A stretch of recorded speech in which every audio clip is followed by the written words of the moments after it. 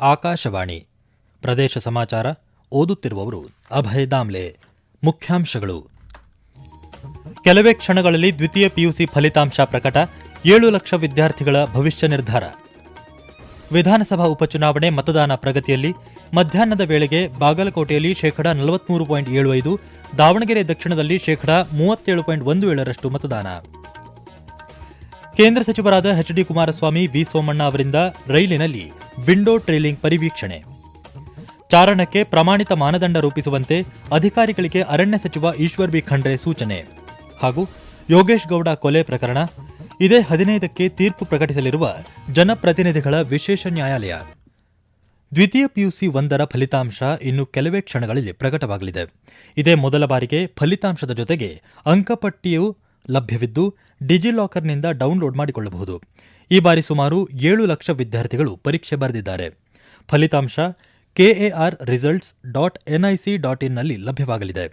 ವಿದ್ಯಾರ್ಥಿಗಳು Karnataka one mobile app ಮೂಲಕವೂ ಫಲಿತಾಂಶವನ್ನು ಪಡೆಯಬಹುದು.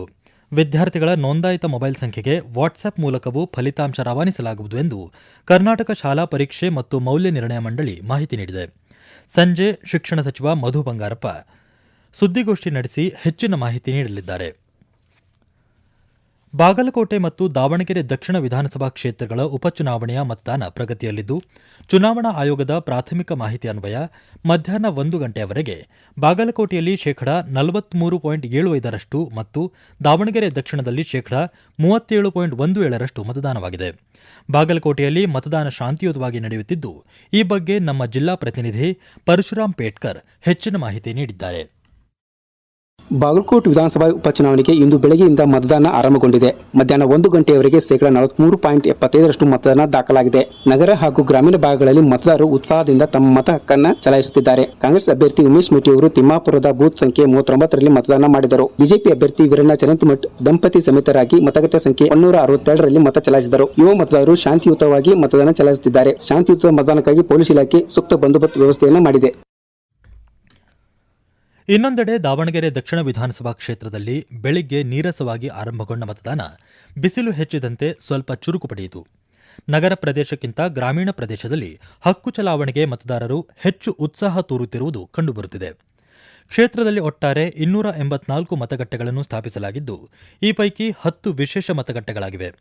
ಆರಂಭದಲ್ಲಿ ಮತಗಟ್ಟೆ ಸಂಖ್ಯೆ 66ರ ಮತಯಂತ್ರದಲ್ಲಿ ಅಣಕು ಮತದಾನದ ವೇಳೆ ದೋಷ ಕಂಡುಬಂದ ಪರಿಣಾಮ ಮತಯಂತ್ರ ಬದಲಾಯಿಸಿ ಸಾಮಾನ್ಯ ಮತದಾನಕ್ಕೆ ಅವಕಾಶ ಮಾಡಿಕೊಡಲಾಯಿತು. ಶಿರಮಗೊಂಡನಹಳ್ಳಿಯ ಮತಗಟ್ಟೆ ಸಂಖ್ಯೆ 242ರಲ್ಲಿ ಮತಯಂತ್ರದಲ್ಲಿ ದೋಷ ಕಾಣಿಸಿಕೊಂಡು ಕೆಲ ಹೊತ್ತು ಮತದಾನ ಸ್ಥಗಿತಗೊಂಡಿತ್ತು. ಎಲ್ಲ 284 ಮತಗಟ್ಟೆಗಳಲ್ಲಿ ಶಾಂತಿಯುತ ಮತದಾನ ನಡೆಯುತ್ತಿದ್ದು, 76 ಸೂಕ್ಷ್ಮ ಮತಗಟ್ಟೆಗಳಲ್ಲಿ ಹೆಚ್ಚುವರಿ ಪೊಲೀಸ್ ಮತ್ತು ಅರೆ ಮಿಲಿಟರಿ ಪಡೆ ನಿಯೋಜಿಸಲಾಗಿದೆ. ದಾವಣಗೆರೆ ದಕ್ಷಿಣ ವಿಧಾನಸಭಾ ಮತದಾನದ ಬಗ್ಗೆ ಜಿಲ್ಲಾ ಪಂಚಾಯತ್ ಮುಖ್ಯ ಕಾರ್ಯನಿರ್ವಹಣಾಧಿಕಾರಿ ಗಿತ್ತೆ ವಿಠ್ಠಲ ಮಾಧವರಾವ್ ಆಕಾಶವಾಣಿಗೆ ಹೆಚ್ಚಿನ ಮಾಹಿತಿ ನೀಡಿದ್ದಾರೆ. ದಾವಣಗೆರೆ ದಕ್ಷಿಣ ಕ್ಷೇತ್ರದ ಚುನಾವಣೆ ಅತ್ಯಂತ ಶಾಂತಿಯುತವಾಗಿ ನಡೀತಾ ಇದೆ. ನಾವು ಪ್ರತಿಯೊಂದು ಪೋಲಿಂಗ್ ಬೂತ್ಗೆ ಮೂಲಭೂತ ಸೌಕರ್ಯವನ್ನು ಕಲ್ಪಿಸಿದೀವಿ. 2 ಸಖಿ ಬೂತ್ ಮಾಡಿದೀವಿ. ಇವತ್ತು ಈ ಶ್ರೀರಂಗೊಂಡನಹಳ್ಳಿಯಲ್ಲಿ ಸಖಿ ಬೂತ್ ಅಲ್ಲಿ ಮತದಾನ ಪ್ರಕ್ರಿಯೆಯನ್ನು ನಡೀತಾ ಇದೆ. ಸಖಿ ಬೂತ್ ಅಲ್ಲಿ ತಾವು ನೋಡ್ತಾ ಇದ್ದೀರಾ, ನಾವು ಬೇರೆ ಬೇರೆ ರೀತಿಯಿಂದ ಡೆಕೋರೇಷನ್ ಮಾಡಿದೀವಿ. ಎಲ್ಲಾ ಈ ಪೋಲಿಂಗ್ ಸ್ಟೇಷನ್ ಅಲ್ಲಿ ಮಹಿಳೆಯರು, ಪ್ರಿಸೈಡಿಂಗ್ ಆಫೀಸರ್ ಸೇರ್ಕೊಂಡು ಎಲ್ಲರೂ ಮಹಿಳೆಯರು ಇದ್ದಾರೆ. ಅದರ ಜೊತೆಗೆ ನಮ್ಮ NSS ವಾಲಂಟಿಯರ್ಸ್ ಇದ್ದಾರೆ.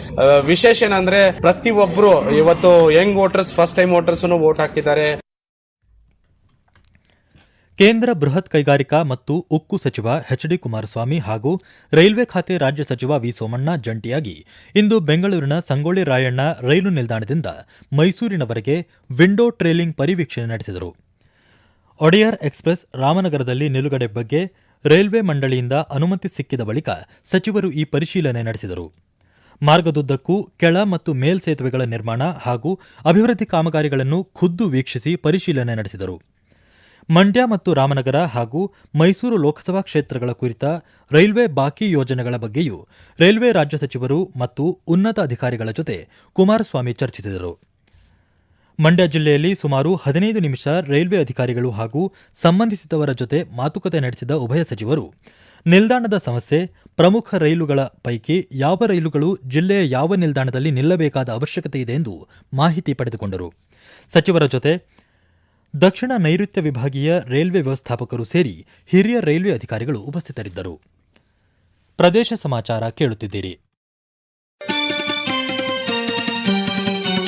ನಮ್ಮ ಎಲ್ಲಾ ರಾಷ್ಟ್ರೀಯ ವಾರ್ತೆಗಳು ಹಾಗೂ ಪ್ರದೇಶ ಸಮಾಚಾರ ಈಗ ಆಕಾಶವಾಣಿ ನ್ಯೂಸ್ ಕನ್ನಡ ಯೂಟ್ಯೂಬ್ ಚಾನೆಲ್ನಲ್ಲಿ ಲಭ್ಯ. ನಮ್ಮ ಎಕ್ಸ್ ಖಾತೆ ಮತ್ತು ಇನ್ಸ್ಟಾಗ್ರಾಂ ಖಾತೆ ಆಕಾಶವಾಣಿ ನ್ಯೂಸ್ ಕನ್ನಡ. ಹೆಚ್ಚಿನ ಮಾಹಿತಿಗಾಗಿ ನಮ್ಮ ಫೇಸ್ಬುಕ್ ಖಾತೆ ಆಕಾಶವಾಣಿ ವಾರ್ತೆ ಕನ್ನಡವನ್ನು ಅನುಸರಿಸಿ.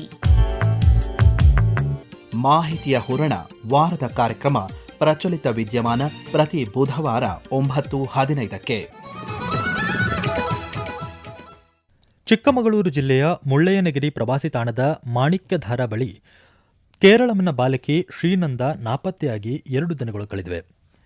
ಇದುವರೆಗೆ ಪತ್ತೆಯಾಗದ ಹಿನ್ನೆಲೆಯಲ್ಲಿ ಅರಣ್ಯ ಹಾಗೂ ಪೊಲೀಸ್ ಇಲಾಖೆ ಸಿಬ್ಬಂದಿ ಕಾರ್ಯಾಚರಣೆ ಚುರುಕುಗೊಳಿಸಿದ್ದಾರೆ. ಪಶ್ಚಿಮ ವಲಯ ಐಜಿಪಿ ಅಮಿತ್ ಸಿಂಗ್, ಚಿಕ್ಕಮಗಳೂರು ಪೊಲೀಸ್ ವರಿಷ್ಠಾಧಿಕಾರಿ ಜಿತೇಂದ್ರ ಕುಮಾರ್ ದಯಾಮ ಸ್ಥಳಕ್ಕೆ ಭೇಟಿ ನೀಡಿದ್ದಾರೆ. ಕೇರಳಂ ರಾಜ್ಯದ ಪೊಲೀಸರು ಕೂಡ ಇಂದು ಚಿಕ್ಕಮಗಳೂರಿಗೆ ಭೇಟಿ ನೀಡಿದ್ದು ಪ್ರಕರಣದ ಬಗ್ಗೆ ಜಿಲ್ಲಾಡಳಿತದಿಂದ ಮಾಹಿತಿ ಪಡೆದಿದ್ದಾರೆ. ಈ ನಡುವೆ ಬಾಲಕಿ ಪತ್ತೆಗೆ ನುರಿತ ಅರಣ್ಯ ಸಿಬ್ಬಂದಿ ಡ್ರೋನ್ ಸೇರಿ ಆಧುನಿಕ ಉಪಕರಣಗಳನ್ನು ಬಳಸಿ ಕಾರ್ಯಾಚರಣೆ ನಡೆಸುವಂತೆ ಅರಣ್ಯ ಸಚಿವ ಈಶ್ವರ್ ಬಿ ಖಂಡ್ರೆ ಸೂಚನೆ ನೀಡಿದ್ದಾರೆ.